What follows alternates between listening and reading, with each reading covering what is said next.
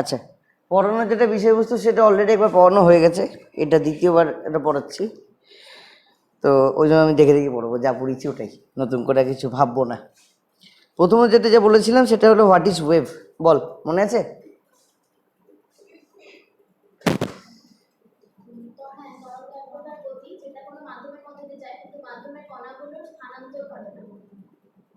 তরঙ্গ এক প্রকার গতি যেটা মাধ্যমের মধ্যে দিয়ে যাচ্ছে, মাধ্যমের কণাগুলো স্থানান্তর ঘটছে না। গতিটা কার গতি?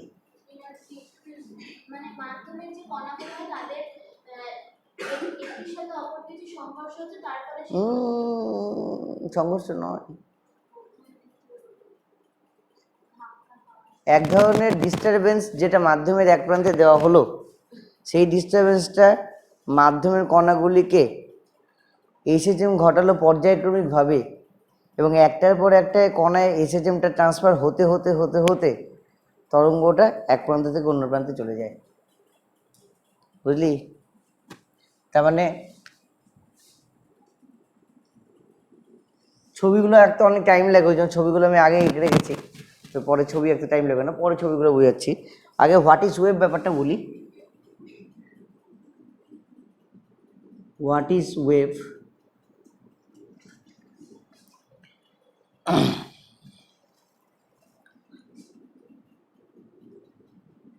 মাধ্যমের কোনো এক অংশে সৃষ্ট ডিস্টারবেন্স, এবার এই ডিস্টারবেন্সটা কে সৃষ্টি করছে? ডিস্টারবেন্সটা সৃষ্টি করছে বাহ্যিক এজেন্ট, মানে বাইরে থেকে যে তরঙ্গটা দেবে, মানে যে তরঙ্গটা তৈরি করছে সোর্স যে, সে তৈরি করছে। যেমন একটা মাইকের সামনে যখন একটা, মানে মাইক যখন একটা বাতাসের মাধ্যমে রাখা থাকছে, তখন বায়ুর মাধ্যমে শব্দটা প্রোপাগেট করে আমাদের কানে আসছে, তাহলে এখানে উৎসকে, উৎস হলো সেই মাইকটা, ঠিক আছে? তো সেটা তো বাহ্যিক বিষয়বস্তু। বা আমরা যে কথা বলছি, আমাদের গলাটা হলো উৎস, এবার আমাদের গলা থেকে যে সাউন্ডটা বেরোলো সেটা কি হচ্ছে, মাধ্যমটাকে ভাইব্রেট করালো। কোন মাধ্যমটা? যে মাধ্যমটা আমার গলার বাইরে রয়েছে, মুখের বাইরে রয়েছে, সেটাকে বায়ু মাধ্যম। তা বায়ু মাধ্যমকে ডিস্টারবেন্সটা দেওয়া হলো, এবং বায়ু মাধ্যম সেই ডিস্টারবেন্সটা গ্রহণ করে কম্পিত হতে শুরু করলো, এবং কম্পিত হওয়ার পদ্ধতি দু রকম হয়, সেটা পরে আসছি। এবং কম্পিত হতে শুরু করার পর সেটা বায়ু মাধ্যমের কণাগুলোর সামগ্রিক কোনো স্থানচ্যুতি ঘটানো না, কিন্তু কণাগুলো নিজের সাপেক্ষে কম্পিত হতে থাকছে, ঠিক আছে?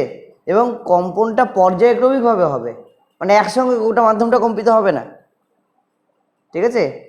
প্রথমে যেটাতে এনার্জিটা গিয়ে পড়লো, প্রথমে সেটা কম্পিত হবে, তারপর তার পরের কণাটা কম্পিত হবে, তারপর তার পরের কণাটা কম্পিত হবে, মানে এসএচএমটা ট্রান্সফার হতে থাকবে মিডিয়াম টু মিডিয়াম ধরে ধরে। এভাবে তরঙ্গটা এক জায়গা থেকে অন্য জায়গায়, মানে এভাবে শক্তিটা এক জায়গা থেকে অন্য জায়গায় চলে যায়, বা ডিস্টারবেন্সটার মাধ্যমে এক জায়গা থেকে অন্য জায়গায় চলে যায়, ফলে যে গতির সৃষ্টি হয় সেই গতিকে বলে তরঙ্গ গতি। বুঝলি বোঝার ভুল কি ছিল?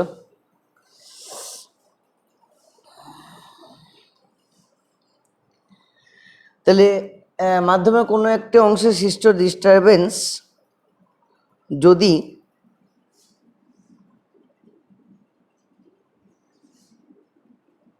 সেই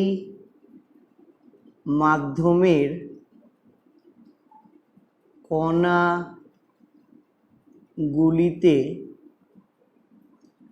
পর্যায়ক্রমিকভাবে এসএইচএম উৎপাদন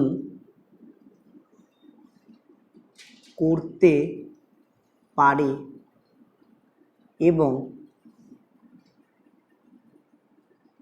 এই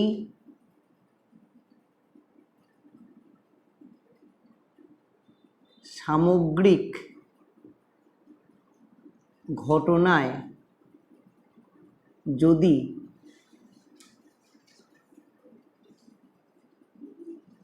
ওই ডিস্টারবেন্সটি মাধ্যম ধরে এক প্রান্ত থেকে অপর প্রান্তে সঞ্চালিত হয় তখন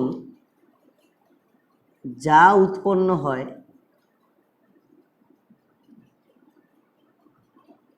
তাকে তরঙ্গ বলে। বোঝা গেল কথাটার মানে? লাইনটা ভালো করে বোঝ কি বলেছি। কোনো একটা অংশে ডিস্টারবেন্স তৈরি করলাম এবং সেই ডিস্টারবেন্সটার মাধ্যমে কণাগুলিকে পর্যায় একের পর এক কাঁপাতে শুরু করলো পর্যায়ক্রমিকভাবে। মানে একটা কণাতে এসে যেমন তৈরি হলো সেটা তার পাশের কণাটায় গেল, সেটা তার পাশের কণাটায় গেল। এখানে পিকচারগুলোতে সেটাই করেছি আমি, পরে বুঝাচ্ছি। এবং এই সামগ্রিক যে ঘটনাটা তৈরি হলো, এই সামগ্রিক ঘটনার ডিস্টারবেন্সটা কী হচ্ছে, মাধ্যমে এক জায়গা থেকে অন্য জায়গাটা ট্রান্সফার হচ্ছে। ঠিক আছে, এই ঘটনাটাকে বলা হচ্ছে তরঙ্গ গতি। এই তো ঘটনাটাকে বলা হচ্ছে, যেটা তৈরি হলো সেটাকে বলা হচ্ছে তরঙ্গ। বোঝা গেল? তাহলে নেক্সট পয়েন্ট যেটা বলেছিলাম সেটা কি, ভেবে দেখ একটা ঘন্টা বাজলো, সেই ঘন্টা বাজার শব্দটা আমাদের কানে পৌঁছাচ্ছে। ঠিক আছে, এবার যখন ঘন্টা বাজলো, ঘন্টার যে ধাতুটা সেটা কাঁপা শুরু হলো। তাহলে ওটা কোন শক্তি হিসাবে আছে ঘন্টায়? যান্ত্রিক শক্তি বা মেকানিক্যাল এনার্জি, মানে গতিশক্তি হয়ে আছে। অনুকম্প মানে এই ঘন্টার যে পিতল বল বা কাঁসা বল ওটা কাঁপছে, যান্ত্রিক শক্তি। এবার সেটা বাতাসে যখন ট্রান্সফার হলো, বাতাসে যেই কম্পনটা যখন ট্রান্সফার হচ্ছে, বাতাসের অণুগুলোকে যখন কাঁপাচ্ছে, তাহলে বাতাসের অণুর কম্পন তৈরি হলো। সেই কম্পনটা কি, ওটাও একটা গতিশক্তি, মানে ওখানে যান্ত্রিক শক্তি ফর্মেই রয়েছে। এবার সেই যান্ত্রিক শক্তিটা বাতাস ধরে ধরে ধরে ধরে ধরে ধরে এগিয়ে আসলো, এগিয়ে এসে আমাদের কানে এসে পৌঁছালো। কোন শক্তি ফর্মে আসলো? যান্ত্রিক শক্তি ফর্মেই আসলো, কারণ অণুগুলো কাঁপছে। অণুর কম্পনটাই তো আমরা তরঙ্গ গতি বলছি। তো অণুর কম্পনটা এগিয়ে আসছে, বাতাস ধরে ধরে ধরে ধরে দিয়ে আমার কানে এসে পৌঁছাচ্ছে। তাহলে কানের পর্দায় পৌঁছানো অবধি ওটা গতিশক্তি ফর্মেই ছিল বা যান্ত্রিক শক্তি ফর্মেই ছিল। আচ্ছা, এবার কানের পর্দায় পৌঁছে কর্ণপটকে ধাক্কা মারলো, হ্যাঁ, কর্ণপটকে কাঁপালো, তখন ওটা যান্ত্রিক শক্তি হিসেবেই থাকলো। দিয়ে মধ্যকর্ণের তিনটা হাড় মেলিয়াস, সেন্টাস, স্টেপিস, তাদের কম্পন ঘটালো।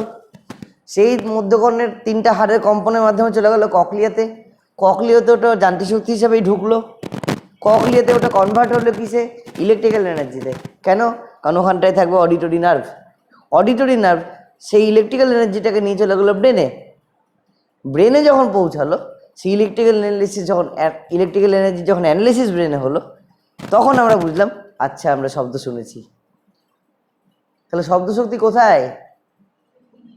ব্রেনে। ঠিক আছে, তাহলে তরঙ্গ গতিতে যে এনার্জিটা ট্রান্সফার হচ্ছে সেটা অ্যাকচুয়ালি কি শক্তি? একটা মেকানিক্যাল এনার্জি, যেটা মাধ্যমের এক প্রান্ত থেকে অন্য প্রান্তে গতিশীল থাকে।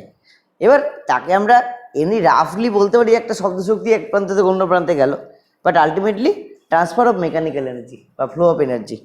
ঠিক আছে, তাহলে তরঙ্গ গতির ফলাফল হিসেবে আমরা কি বলতে পারি? এখানটায় ফ্লো অফ মেকানিক্যাল এনার্জি,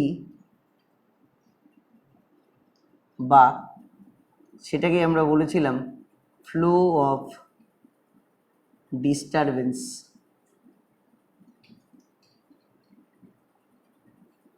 ঠিক আছে, ফ্লো অফ মেকানিক্যাল এনার্জি বা ফ্লো অফ ডিস্টারবেন্স, এটা হলো তরঙ্গ গতির ফলাফল। ঠিক আছে, আচ্ছা, এবার যেহেতু তরঙ্গের মাধ্যমে মেকানিক্যাল এনার্জি ট্রান্সফার হচ্ছে, তাই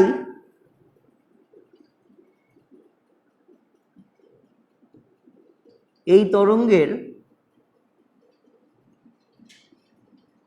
অপর নাম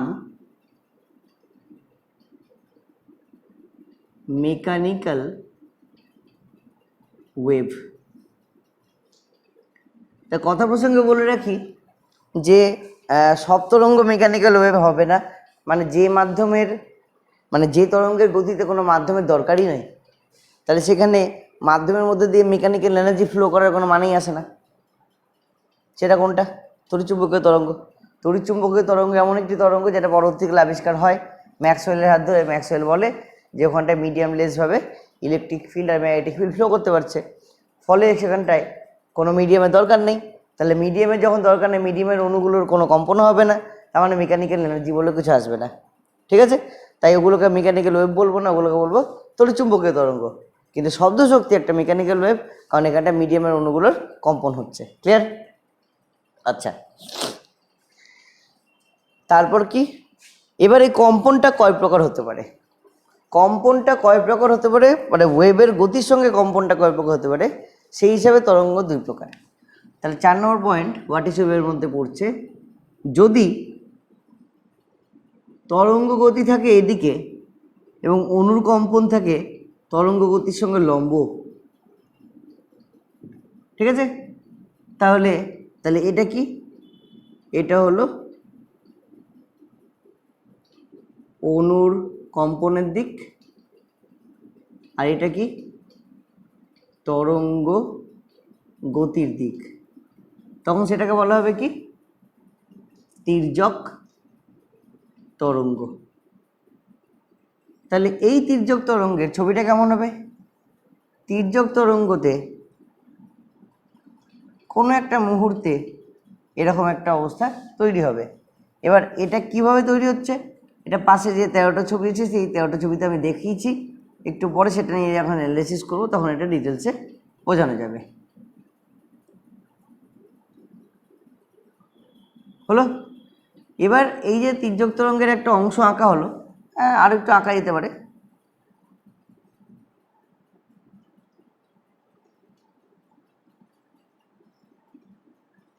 তো এদিকে থাকছে প্লাস ওয়াই, এদিকে থাকছে মাইনাস ওয়াই, এদিকে থাকবে এক্স অক্ষ। ঠিক আছে, তির্যক তরঙ্গের ক্ষেত্রে কি হয়, যেটা সর্বোচ্চ অবস্থান তাকে নাম দেওয়া হয় তরঙ্গ শীর্ষ, এবং সর্বনিম্ন যে জায়গাটা তাকে নাম দেওয়া হয় তরঙ্গ পাদ। ঠিক আছে, এবার সমদশা সম্পন্ন দুটো বিন্দুর মাঝের দৈর্ঘ্যটাকে তরঙ্গ দৈর্ঘ্য বলে, এটা আমরা আগে থেকেই জানি। তাহলে এই বিন্দুটা দশা সমান, কারণ এই বিন্দুটা উপর দিকে যেতে চায়, এই বিন্দুটা উপর দিকে যেতে চাইছে, তাহলে এদের মাঝখানে দৈর্ঘ্যটাকে আমরা নাম দেব কি?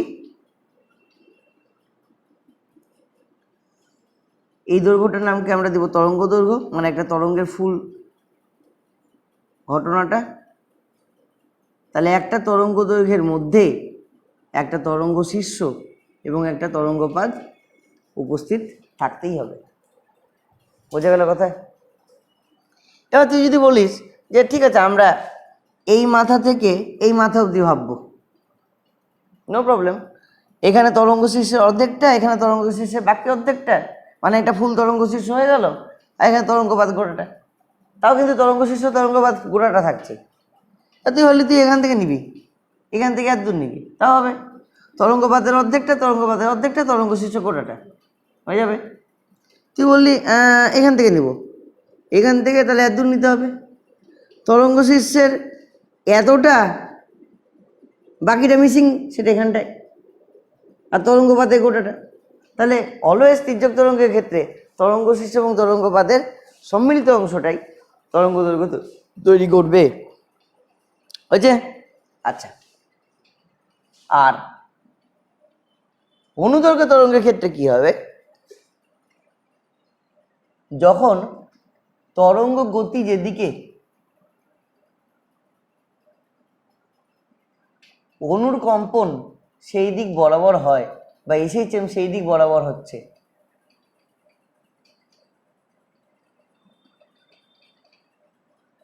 তখন সেটাকে অনুদৈর্ঘ্য তরঙ্গ বলা হবে। শব্দ একটি অনুদৈর্ঘ্য তরঙ্গ। ঠিক আছে, তাহলে এখানে কি হয়, এখানটায় ধরে নিতে হবে মিডিয়ামটা অনেকগুলি লেয়ারের সমষ্টি, এবং যে লেয়ারগুলো পাশাপাশি একটা নির্দিষ্ট দূরত্বে ইনিশিয়ালি অবস্থান করছে যখন ওর মধ্যে দিয়ে কোনো তরঙ্গ যাচ্ছে না।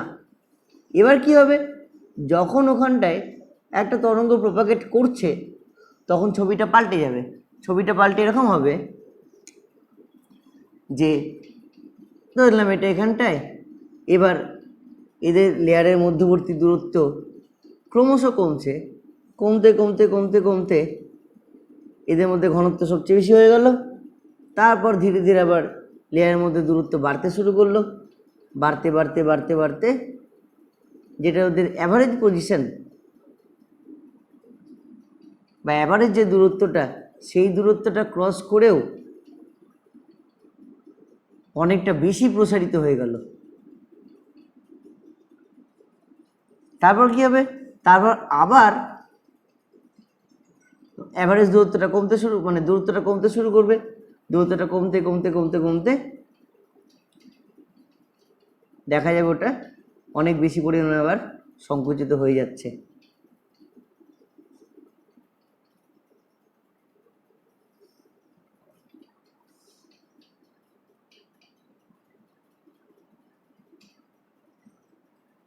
আবার সেটা রিপিট হবে।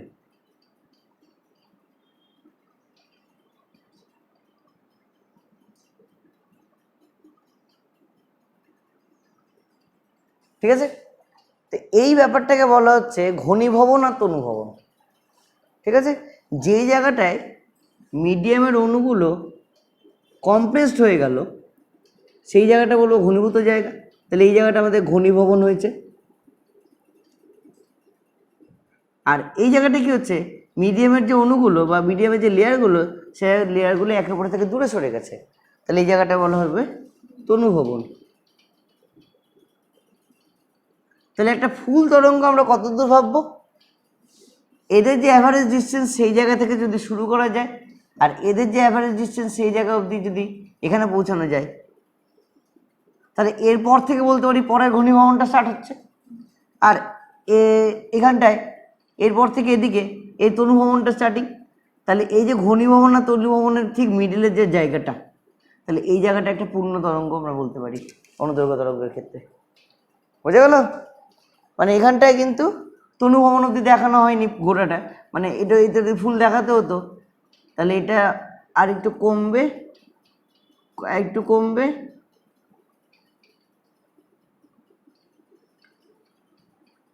কমে ওটার যে অ্যাভারেজ ডিস্টেন্স সেই ডিস্টেন্সটা পাবে। তাহলে দেখা যাবে হ্যাঁ এটা একটা পূর্ণ তরঙ্গ হচ্ছে, যেখানে আবার একটা ঘনীভবন থাকছে, আবার একটা তনুভবন থাকছে। বোঝা গেল? এবার হাতের কন্ট্রোল যদি ঠিকঠাক থাকে তখন এই দূরত্ব সমান হবে। এটা অনুদৈর্ঘ্য তরঙ্গ আঁকার জন্য খুব কঠিন, খুব ভালো মতো যদি মেপে মেপে আঁকা হয় তখন ঠিকঠাক হয়। তো যাই হোক, এখানটায় যেটা বোঝার সেটা কি, এই লেয়ারগুলো এইভাবে গতিশীল পরস্পরের দিকে। ঠিক আছে, সংঘর্ষের যেটা ব্যাপার বলছিলি, সংঘর্ষ এখানে ঘটে না। ব্যাপারটা কি হচ্ছে, চেপে যাচ্ছে মাঝের জায়গাটা, সংকুচিত হয়ে যাচ্ছে। ঠিক আছে, এবার কঠিনের ক্ষেত্রে বলবো, তরলের ক্ষেত্রে বলবো, মাঝে তো বন্ড থাকছে, তখন সেই বন্ডগুলো সংকুচিত হয়ে যাচ্ছে। গ্যাসের ক্ষেত্রে বন্ড থাকছে না, কিন্তু ভ্যান ডার ওয়ালস ফোর্সটা তো থাকছে। তো সেই চেপে যাওয়ার জন্য ওটা আবার ওই পীড়নের মতো গল্প হচ্ছে, ফিরে ফিরে আসার একটা বল পাচ্ছে, তার জন্য আবার ব্যাক করে আসছে।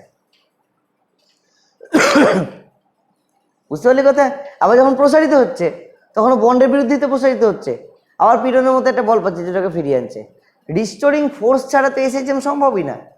তাহলে প্রত্যেকটা লেয়ার এখানে এসএচএম করছে, তখনই তো তোর মিডিয়ামের মধ্যে দিয়ে ওয়েভটা যাবে না। তোর এখানে হয়তো ভুল, এটা মনে হচ্ছিল যে একটা লেয়ার গিয়ে একটা লেয়ারকে গিয়ে ধাক্কা মেরেছে, ওই জন্য কোথায় সংঘর্ষের কথাটা বলেছিলি না, ধাক্কা মারেইনি, ধাক্কা মারা সম্ভবই না। কি হচ্ছে, জায়গাটা সংকুচিত হয়ে যাচ্ছে আর প্রসারিত হচ্ছে। এই যে ক্রমসংকোচন প্রসারণের ব্যাপারটা, তার ফলে তরঙ্গটা এগিয়ে চলেছে। এটা সবচেয়ে ভালো বুঝি স্প্রিংয়ের গল্প দিয়ে। স্প্রিংয়ে ক্রমসংকোচন প্রসারণের ছবি দেখবি বইয়ের মধ্যে আছে, তো ওখানে কি স্প্রিংয়ের এক একটা লুপ একটা লুপকে ধাক্কা মারে না, কিন্তু ইলাস্টিসিটি ধর্মের জন্য ঘটনাটা ঘটে। আর তরঙ্গের প্রপাগেশনের জন্য পড়েওছিস, এর আগে ক্লাসে পড়েছিলাম মিডিয়ামের কোন কোন প্রপার্টি দেয়। মিডিয়ামের স্থিতিস্থাপকতা দেয়, মিডিয়ামের ঘনত্ব দেয়। স্থিতিস্থাপকতা যত বেশি হবে তরঙ্গ বেগ তত বেশি হবে। ঠিক আছে? তো স্থিতিস্থাপকতা ঘটনাটার জন্যই এই তনুভবন আর ঘনীভবন ব্যাপারটা আসে। ক্লিয়ার? আচ্ছা, তো এটা কি? এটা হলো আমাদের এইটুকুটা আমাদের পুরো তরঙ্গ দৈর্ঘ্যটা, এবং এই যে তরঙ্গটা তৈরি হলো এটার নাম হলো অনুদৈর্ঘ্য তরঙ্গ। ঠিক আছে? আর এখানটায় অলরেডি বলা হয়ে গেছে, তবু লিখে দিই, সবচেয়ে ভাইটাল যেটা পয়েন্ট, সেই পয়েন্টটা কি? 5 নম্বর পয়েন্ট, না 6 নম্বর পয়েন্ট হবে, এটা 5ই হবে। তরঙ্গ প্রোপাগেট করার সময় মাধ্যমের কণাগুলির সামগ্রিকভাবে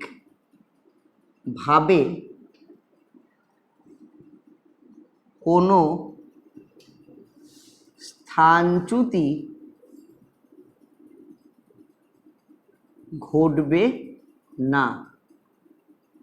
এরা কেবলমাত্র নিজের সাম্যাবস্থান এর সাপেক্ষে কম্পিত হতে থাকবে। ঠিক আছে? এটা এক্সট্রা করে লেখার কারণ কি, এটা ইম্পর্টেন্ট একটা জিনিস, যে এটা মনে হয় যে তরঙ্গ গতিতে কণাগুলো গতিশীল হয়ে যায়, কণাগুলি হয়তো এগিয়ে চলে যাচ্ছে, না সেরকম কোনো ঘটনা থাকে না।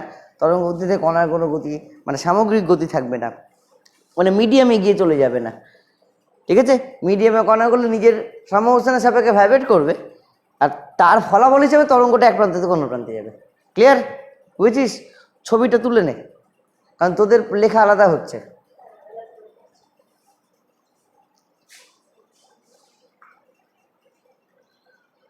সরবো আমি? আমাকে শুদ্ধ তুলিস না।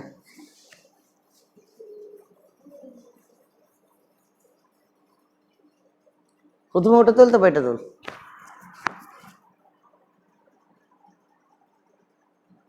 সহেলির ঘুম পেয়েছে। পেয়েছে? পাইনি? ও, তুই কয়েকবার হাই তুলতে দেখলাম তো, ভালো মতো ঘুম পেয়েছে।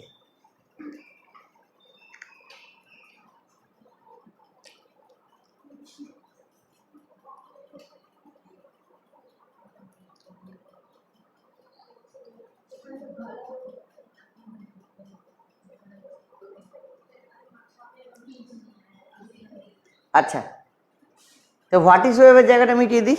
এবার চলে এসি ছবিগুলোতে।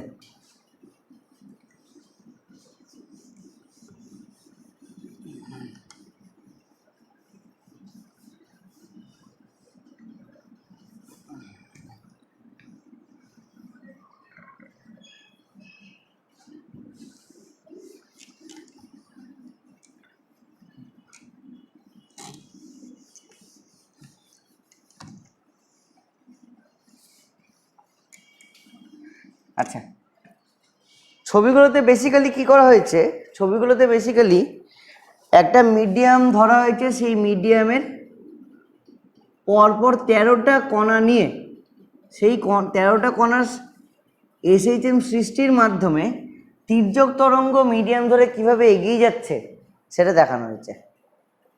তাহলে সেই পরস্পর 13টা কণা 1 2 3 4 5 6 7 8 9 10 11 12 13, এভাবে 13টা কণা রয়েছে। আর প্রত্যেকটা কণার ক্ষেত্রে সর্বোচ্চ কণাটা এত দূর অবধি কম্পিত হতে পারে, আর নিচের দিকে এত দূর অবধি কম্পিত হতে পারে, এই অপশনটা রাখা হয়েছে। এবং সেই কম্পাউন্ডটাকে এই ছবি অনুযায়ী দুটো স্টেপে ভাগ করা হয়েছে। মানে প্রথমেই ওখানে পৌঁছাবে না, প্রথমে হাফ স্টেপ যাবে, তারপর পুরোটা যাবে। মানে দুটো ফেজের মাধ্যমে গোটা কম্পাউন্ডটাকে দেখানো হয়েছে, প্রথমে অর্ধেকটা তারপর পুরোটা। আর ব্যাক করার সময় আবার অর্ধেকটা ব্যাক করবে, দিয়ে পুরোটা ব্যাক করবে। নিচের দিকে আবার অর্ধেকটা যাবে, দিয়ে গোটাটা যাবে, ব্যাক করার সময় অর্ধেকটা আসবে, দিয়ে গোটাটা আসবে। এই বিষয়টা প্রত্যেকটা কণার ক্ষেত্রে বজায় রাখা হয়েছে, বজায় রেখে এই ছবিগুলো আঁকা হয়েছে। ঠিক আছে, তাহলে চলে আসি প্রথম ছবিতে। প্রথম ছবিতে কোনো ডিস্টারবেন্স দেওয়া হয়নি, মানে জাস্ট এসএচএমটা মানে ওয়েভটা দেওয়া স্টার্ট হবে। তাহলে যদি আমি বলি ডিস্টারবেন্স প্রদান করা হচ্ছে এখানটায়, তা ডিস্টারবেন্সটা কোথায় দেওয়া হলো? ডিস্টারবেন্সটা 1 নম্বর পার্টিকেলে দেওয়া হলো। মানে 1 নম্বর পার্টিকেলটা প্রথম ডিস্টারবেন্সটা ফিল করতে শুরু করলো, কিন্তু গতি সৃষ্টি হয়নি। হয়েছে?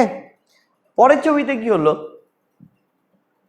ডিস্টারবেন্সটা পাওয়ার ফলাফল হিসেবে 1 নম্বর পার্টিকেলটা অর্ধেক পজিশনে পৌঁছে গেল, এবং একের টানে 2 নম্বর পার্টিকেলটা এখন ডিস্টার্ব হতে শুরু করেছে। ঠিক আছে, তাহলে 1 উপরে উঠে গেছে, 2 মাঝখানে, তাহলে মাঝের বন্ডটা কি হবে? এভাবে তৈরি হবে, লাল রঙে যেটা দেখানো সেটা দিয়ে। এবার 1 তার সর্বোচ্চ অবস্থানে পৌঁছালো, 1-এর টানে 2 পৌঁছালো মিডিলে। তাহলে এখন ডিস্টারবেন্সটা পাচ্ছে, ডিস্টারবেন্সটা প্রথম ফিল করলো 3 নম্বর পার্টিকেলটা, তার আগে 3 নম্বর পার্টিকেলটা কোনো ডিস্টারবেন্স পায়নি। হয়েছে? এবার তারপরের ছবিতে 1 নম্বর পার্টিকেলটা সর্বোচ্চ অবস্থান থেকে আবার নামতে শুরু করলো, 2 নম্বর পার্টিকেল 1-এর টানে সর্বোচ্চ অবস্থানে পৌঁছালো, 3 নম্বর পার্টিকেল 2-এর টানে মিডিলে পৌঁছেছে। ডিস্টারবেন্সটা এখন ট্রান্সফার হয়ে গেল 4 নম্বর পার্টিকেলে। ঠিক আছে, তারপরের ছবিতে 1 নম্বর পার্টিকেল চলে আসলো সাম্যাবস্থানে, 2 নম্বর পার্টিকেল 1-এর টানে আবার সর্বোচ্চ থেকে মিডিলে চলে আসলো, 3 নম্বর পার্টিকেল সর্বোচ্চ অবস্থানে পৌঁছে গেছে, 4 নম্বরটা ডিস্টার্ব হয়ে গেছে বলে একটু উঠে গেল, 5 নম্বর পার্টিকেলটা এখন ডিস্টারবেন্স পেতে শুরু করলো। ওকে, 6 নম্বর এবার কি হবে? 1 নিচে চলে গেল, এসএচএম যেহেতু হবে উপর নিচে দুদিকে গতি হবে, তাহলে 1 নম্বর পার্টিকেল নিচে চলে গেল, 1-এর টানে 2 সাম্যাবস্থানে চলে আসলো, 3 সর্বোচ্চ অবস্থান থেকে বসে গেল একটু, 4 নম্বর 3-এর টানে সর্বোচ্চ অবস্থানে পৌঁছে গেছে, 5 নম্বর ডিস্টার্ব হওয়ার ফলে উঠে গেছে, 6 নম্বর জায়গাটায় এখন সেই ডিস্টারবেন্সটা চলে এসছে। এভাবে যদি দেখা যায় তাহলে দেখা যাবে কি মাধ্যমে ডিস্টারবেন্সটা ধীরে ধীরে 6 নম্বর থেকে 7 নম্বর, 7 নম্বর থেকে 8 নম্বর, 8 নম্বর থেকে 9 নম্বর, 9 থেকে 10, 10 থেকে 11, 11 থেকে 12, 12 থেকে 13 নম্বর কণাতে ট্রান্সফার হলো। যে ডিস্টারবেন্সটা আমি প্রথম দিয়েছিলাম 1 নম্বর পার্টিকেলে, সেই ডিস্টারবেন্সটা এভাবে ধীরে ধীরে পরপর স্টেপ বাই স্টেপ মিডিয়াম ধরে ধরে এগাতে শুরু করলো, এবং আলটিমেটলি আমার এখানে 13 নম্বর পার্টিকেলে এসে পৌঁছেছে। ঠিক আছে, তাহলে প্রথম কি লিখব?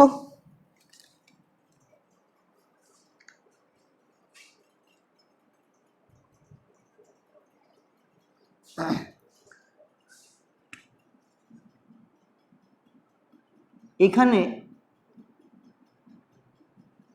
প্রথম ডিস্টারবেন্সটি 1 নম্বর কণায় দেওয়া হলো, যার প্রভাবে 1 নম্বর কণায় এসএইচএম সৃষ্টি হয়। ক্লিয়ার? আচ্ছা,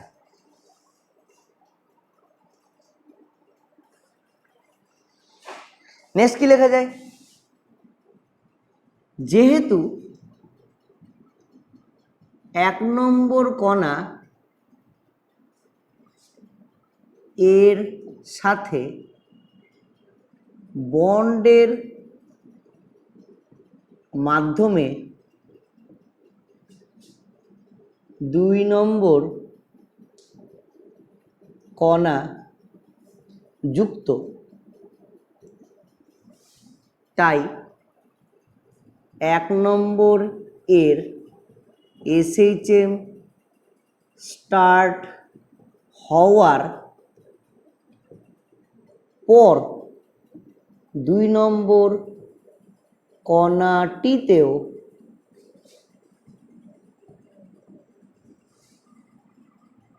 ডিস্টারবেন্স টি পৌঁছায় এবং সেখানে ফলশ্রুতি হিসেবে SHM শুরু হয়। ঠিক আছে, 3 নম্বর পয়েন্ট, ঘটনাটি 2 নম্বর থেকে 3 নম্বর কণা, 3 নম্বর থেকে 4 নম্বর কণা ডট ডট ডট ডট এভাবে ঘটতে থাকে এবং এর ফলাফল হিসেবে দেখা যায় ডিস্টারবেন্সটি ক্রমশ মাধ্যম ধরে এগোতে শুরু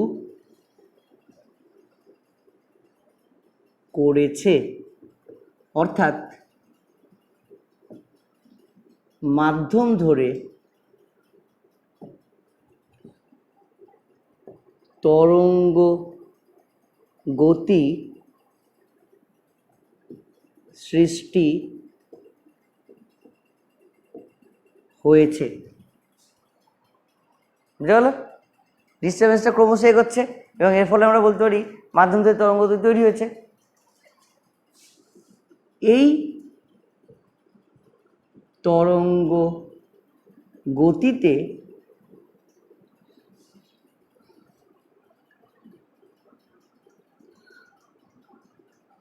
প্রথম কণার তুলনায় পরের কণাতে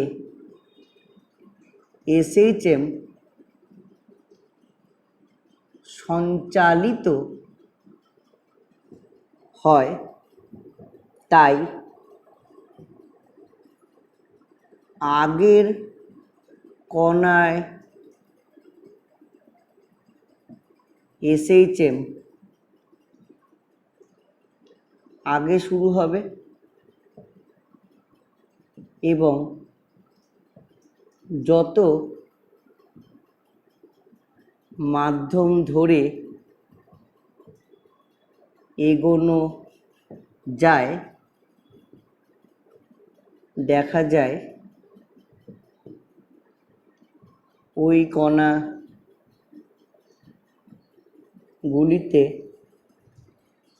SHM তত পরে শুরু হচ্ছে। ঠিক আছে, বোঝা গেল?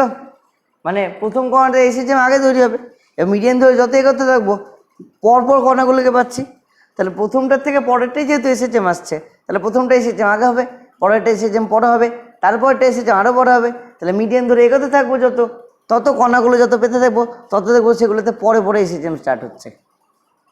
ঠিক আছে, বুঝেছিস?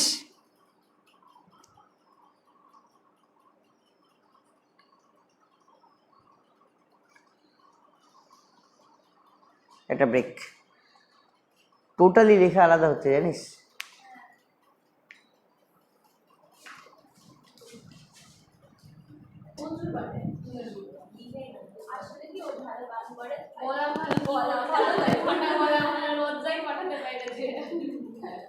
আচ্ছা নেক্সট,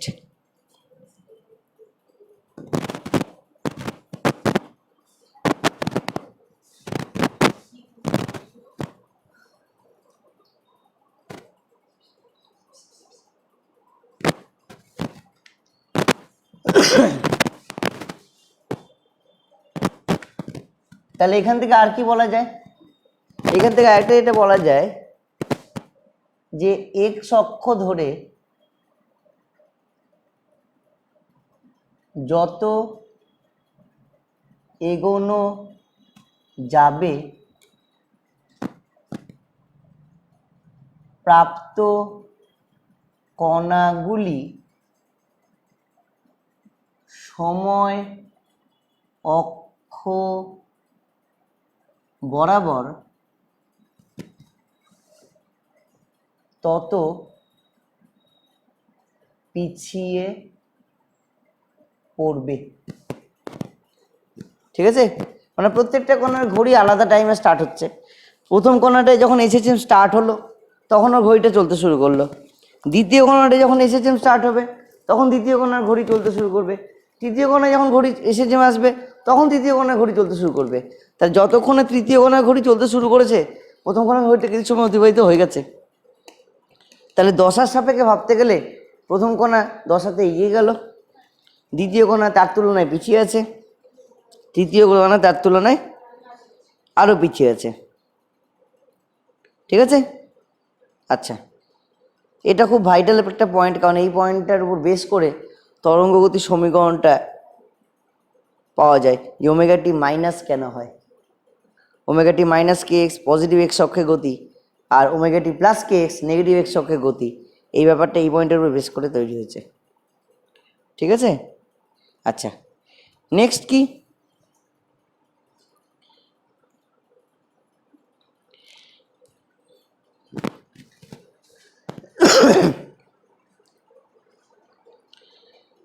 এখানে প্রত্যেকটা ছবি একটা নির্দিষ্ট টাইম ইন্টারভ্যাল পর পর আঁকা হয়েছে। কিরকম দেখ, 9 নম্বর ছবিটা থেকে পাওয়া যায় ব্যাপারটা, যখন 9 নম্বর ছবিটা আমরা পাচ্ছি তখন 1 নম্বর কণাটা আবার সাম্য অবস্থানে, মানে 1 নম্বর ছবিতে 1 নম্বর কণাটা যে অবস্থানে 9 নম্বর ছবিতে 1 নম্বর কণাটা সেই অবস্থানে। তার মানে 1 থেকে 9-এর মধ্যে 1 নম্বর কণাটা ফুল এসএসএম কমপ্লিট করে ফেলেছে। বোঝা গেল? তাহলে 5 নম্বর পয়েন্ট, 1 নম্বর থেকে 9 নম্বর ছবি পর্যন্ত এগোলে দেখা যাবে 1 নম্বর কণাটি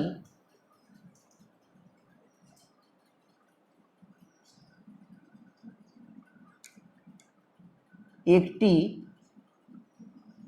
পূর্ণ দোলন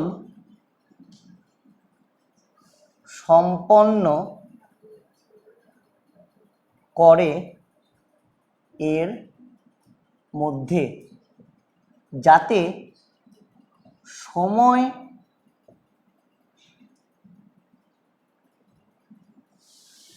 অতিবাহিত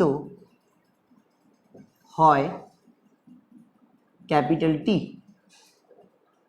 ঠিক আছে, অর্থাৎ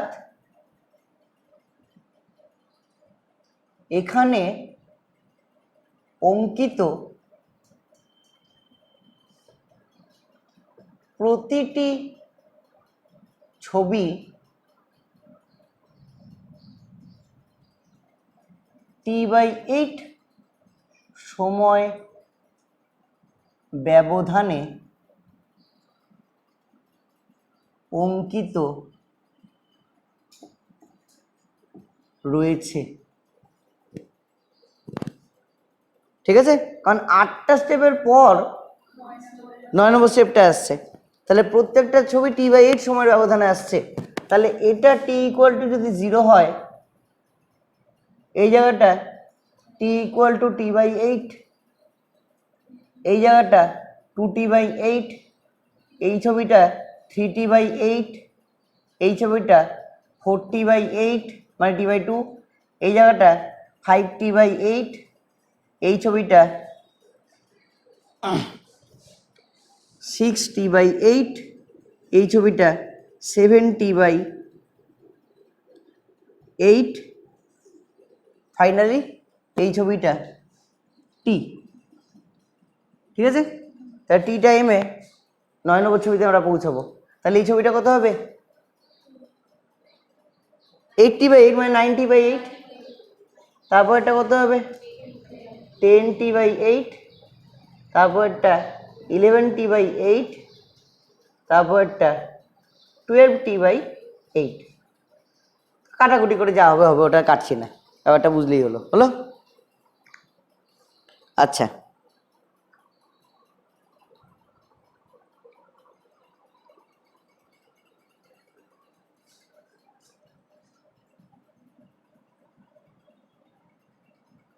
আবার ক্যাপিটাল টি সময়ে দেখা যায় 1 নম্বর ছবিতে প্রথম কণার যে দশা ছিল সেই দশা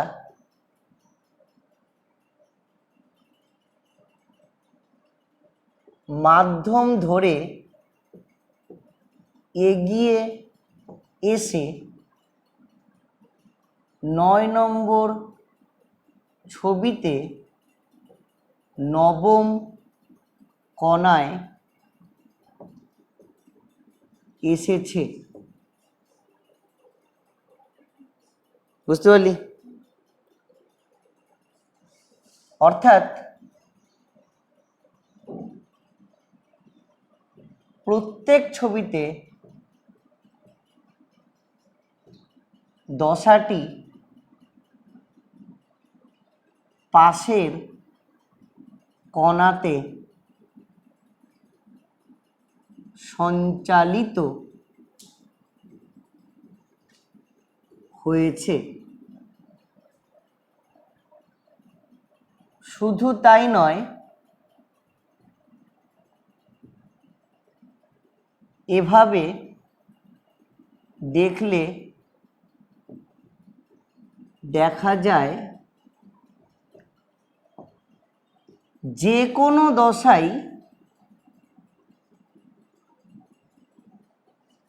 t/8 সময় পর পাশের কণায় সঞ্চালিত হচ্ছে। যে কোনো দশা, শুধু 1 নম্বরের দশার কথা না। তুই যদি এই দশাটার কথা বলিস, এই সর্বোচ্চ অবস্থানের দশা, সেটা তার পাশের কণাটায় চলে এসছে, সেটা এখানে তার পাশের কণাটা এসছে, সেটা এখানে তার পাশের কণাটা এসছে, সেটা এখানে তার পাশের কণাটা এসছে, মানে সর্বোচ্চ দশাটাও ওই t/8 সময় পর পর পাশের দশাটায় ট্রান্সফার হচ্ছে। তো যে কোনো দশার কথাই বলি, প্রত্যেকটা দশাই t/8 সময় পর পর তার পাশের কণাটায় ট্রান্সফার হয়ে যাচ্ছে।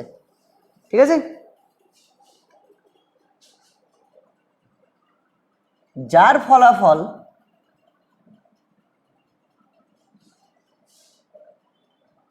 হিসেবে দশার গতি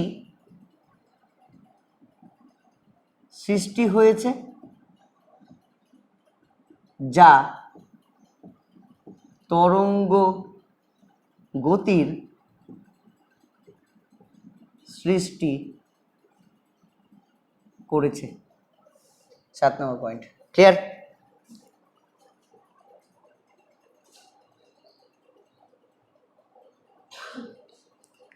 বোঝা গেল?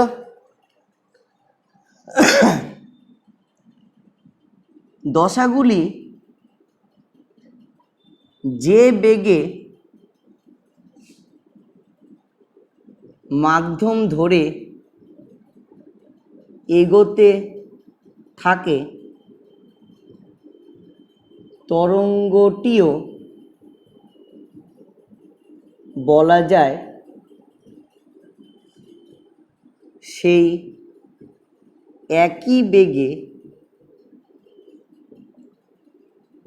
মাধ্যম ধরে এগোচ্ছে। তাই phase velocity equal to wave velocity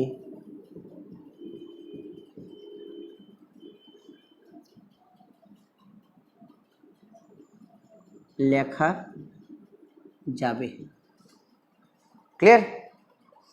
আচ্ছা, ছবি তুলেছি, সেটা ওটা তুলে নে।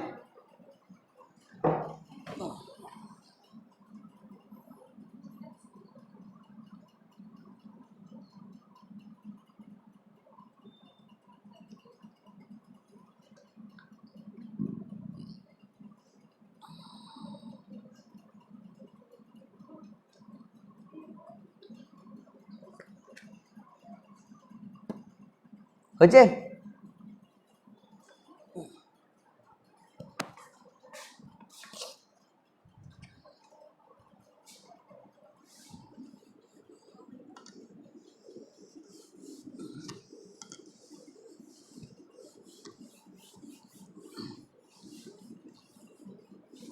আচ্ছা, 8 নম্বর পয়েন্ট কি লেখা যায়, মানে এই ফেজ ভেলোসিটি ধরেই লিখি যে এখানে 1 নম্বর ও 9 নম্বর কণার দশা সমান, তাই এদের মাঝের দূরত্ব হলো তরঙ্গ দৈর্ঘ্য।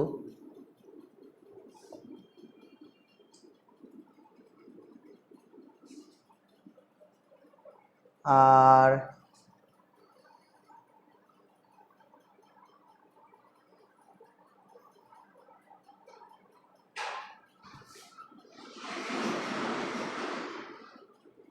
ক্যাপিটাল টি সময়ে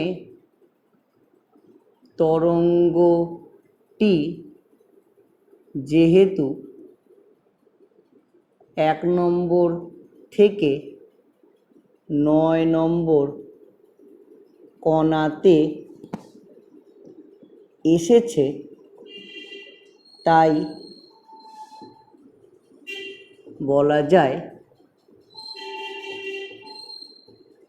তরঙ্গের বেগ হবে λ/t। বোঝা গেল? মানে টি কি করে ডিসাইড করলাম, এটা একটা ফুল এসএসএম করে ফেলেছে তাই টি, আর সেই টি টাইমে কণাটা 1 থেকে 9 পৌঁছাচ্ছে তরঙ্গটা, তাহলে ওই দূরত্বটা বা ল্যামডা বলে দিচ্ছি, তাহলে তরঙ্গের বেগ কত হলো, λ/t চলে আসলো। ঠিক আছে? আচ্ছা, 9 নম্বর,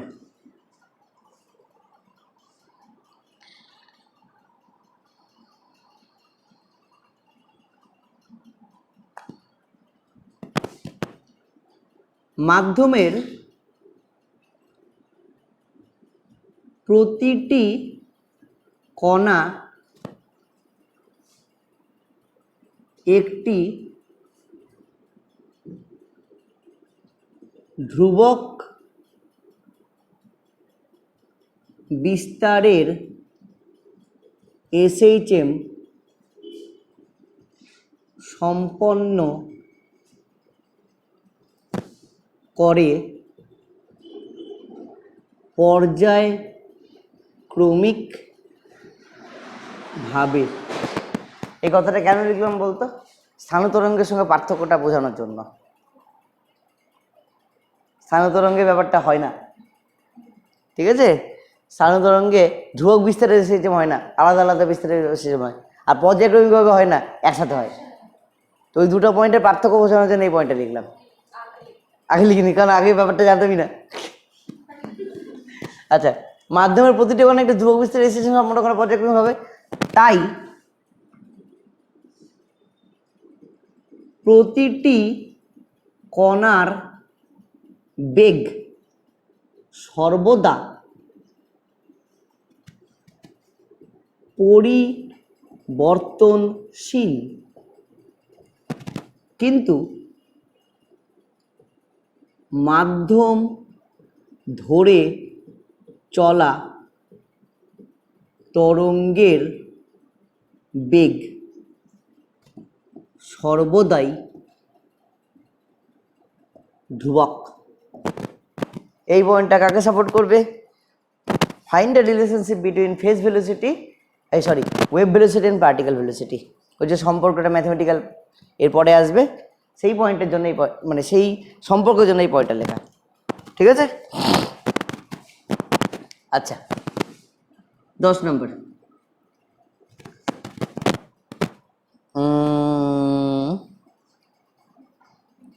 এবার যেটা মেন পয়েন্ট, সেটা কি?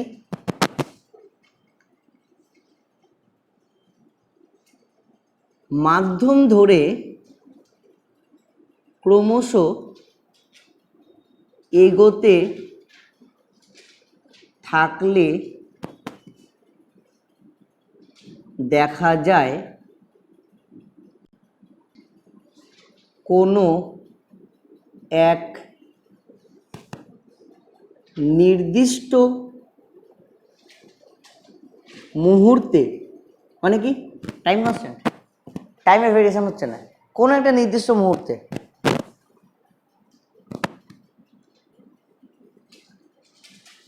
পরপর থাকা কণাগুলির মধ্যে দশা পার্থক্য রয়েছে, ঠিক আছে? পরবর্তী কণা দশা আগের কণার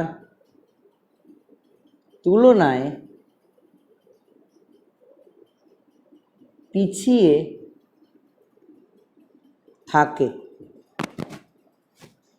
এভাবে এগোতে এগোতে দেখা যাবে মাধ্যমের মধ্যে একটি নির্দিষ্ট দূরত্ব পরপর যে কোনো একটি দশা পুনরাবৃত্ত হচ্ছে। মিডিয়ান ধরে এগুলো দেখা যাবে যে কোনো একটা ফিক্স দশা একটা নির্দিষ্ট দূরত্ব পরপর বারবার ফিরে আসছে, ঠিক আছে? ওই নির্দিষ্ট দূরত্বের আগের ও পরের বিন্দুর দশা একই হয় বলে ওই দূরত্বকে তরঙ্গ দৈর্ঘ্য বলা হয়, ঠিক আছে?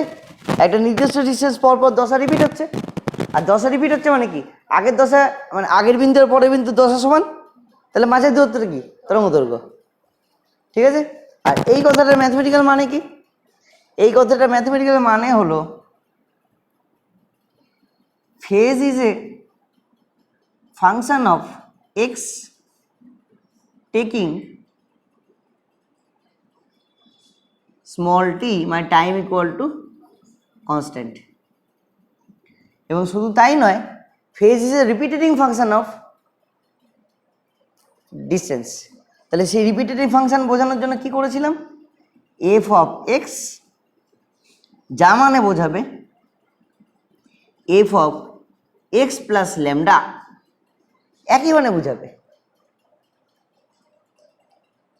বোঝা গেল? মানে ল্যামডা দূরত্ব পরে যা মান, ল্যামডা দূরত্ব আগেও একই মান, তাই রিপিটেটিং ফ্যাক্টরটা কি, সেটা হলো ল্যামডা। হলো? এর উল্টা কথাটা এবার লিখবো। উল্টা কথাটা কি হবে, এবারে মাধ্যম ধরে এগোবো না, হয়েছে? আচ্ছা,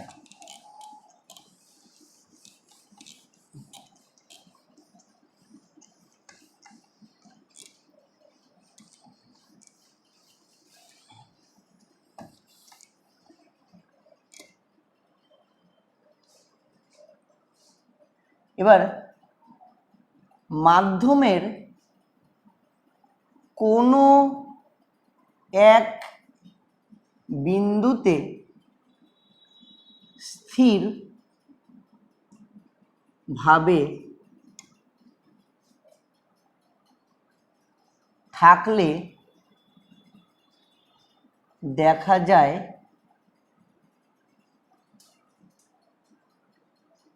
সেখানে থাকা কণার দশা প্রতি মুহূর্তে পরিবর্তিত হচ্ছে। ঠিক আছে, কোনো একটা পয়েন্টে স্থির আছে মানে কি, এক্স এর পজিশনটা ফিক্সড। এবার প্রতি মুহূর্তে পরিবর্তিত হচ্ছে মানে কি, সময় অতিবাহিত হওয়ার সঙ্গে সঙ্গে ফেজ চেঞ্জ হচ্ছে। যেহেতু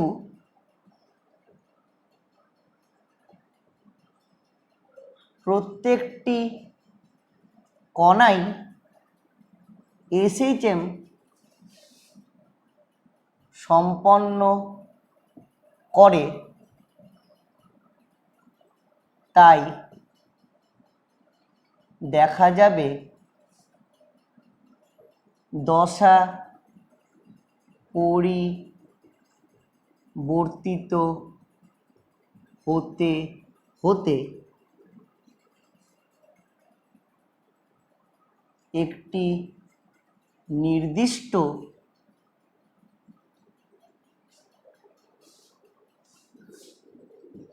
সময় পর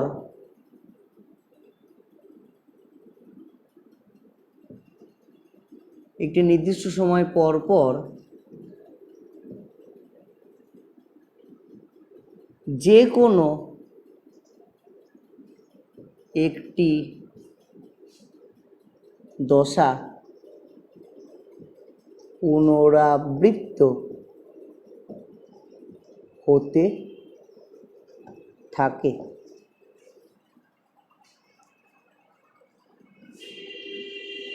ওই নির্দিষ্ট সময়ে বলা যায় কণাটি পূর্ণ দোলন সম্পন্ন করেছে,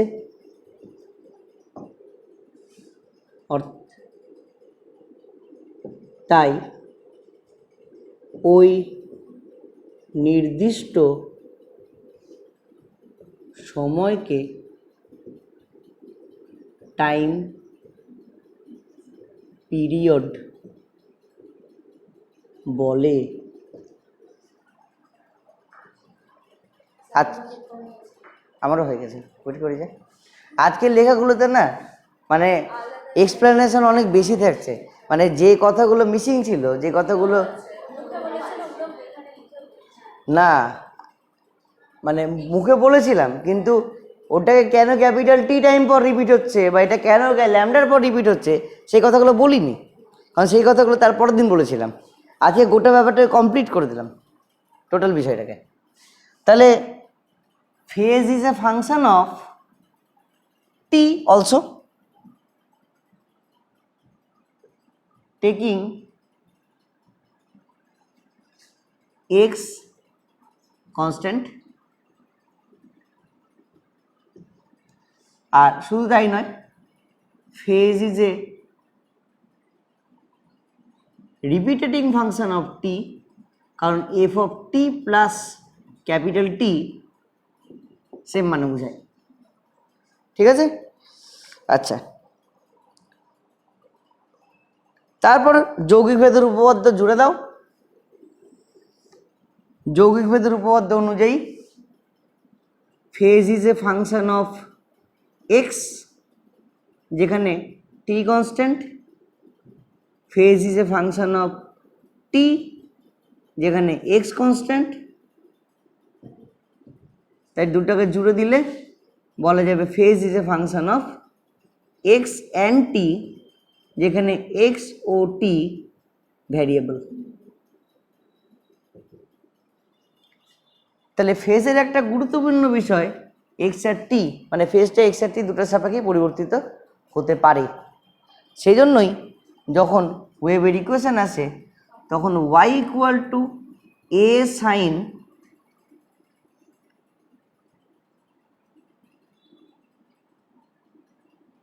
যখন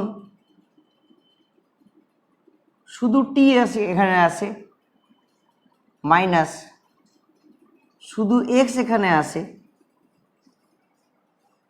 কিন্তু সাইনের মানে শুধু টি আর এক্স চলে আসে এখানটায়। এবার যেহেতু সাইনের ফাংশন হিসেবে অ্যাঙ্গেল আসতেই হবে, তাহলে এখানে 2পাইটা অ্যাঙ্গেলের জায়গা হিসেবে নেয়, আর ডাইমেনশনাল এখানে ক্যাপিটাল টি চলে আসে, এখানে 2পাইটা অ্যাঙ্গেলের জায়গা নেয়, ডাইমেনশনাল এখানে ফেজ ল্যামডা চলে আসে।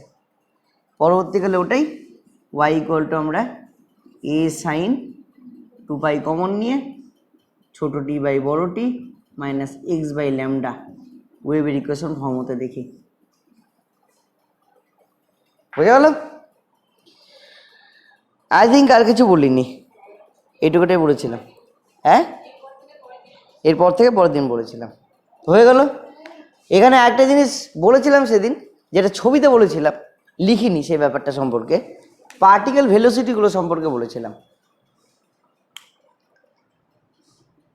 এই মুহূর্তে পার্টিকেল ভেলোসিটি এটার আপওয়ার্ড, এই মুহূর্তে পার্টিকেল ভেলোসিটি 0, এই পার্টিকেল ভেলোসিটি আপওয়ার্ড, এই পার্টিকেল ভেলোসিটি আপওয়ার্ড, এই পার্টিকেল ভেলোসিটি আপওয়ার্ড আসছে, এই পার্টিকেল ভেলোসিটি ডাউনওয়ার্ড, এই পার্টিকেল ভেলোসিটি 0, এই পার্টিকেল ভেলোসিটি আপওয়ার্ড, এই পার্টিকেল ভেলোসিটি আপওয়ার্ড।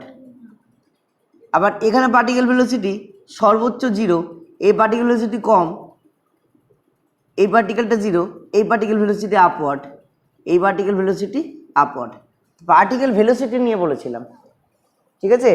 তো সেগুলো আর লিখিনি, আর সেগুলো আশা করি পরের দিনের বলার মধ্যে আছে, কোন পার্টিকেল ভেলোসিটি কোন দিকে হবে, আছে না? আছে, সুতরাং ওটা এখানে আর দিচ্ছি না, ওটা পরের দিনের পরের মধ্যেই থাক। যাই হোক, ওয়েভের যে বাকি পোর্শনটা ছিল কমপ্লিট হয়ে গেল। কোনো অসুবিধা হলো? আর একটু ভালো হলো নাকি, স্ট্রং হলো? ঠিক আছে, ঠিক আছে, যা টাটা।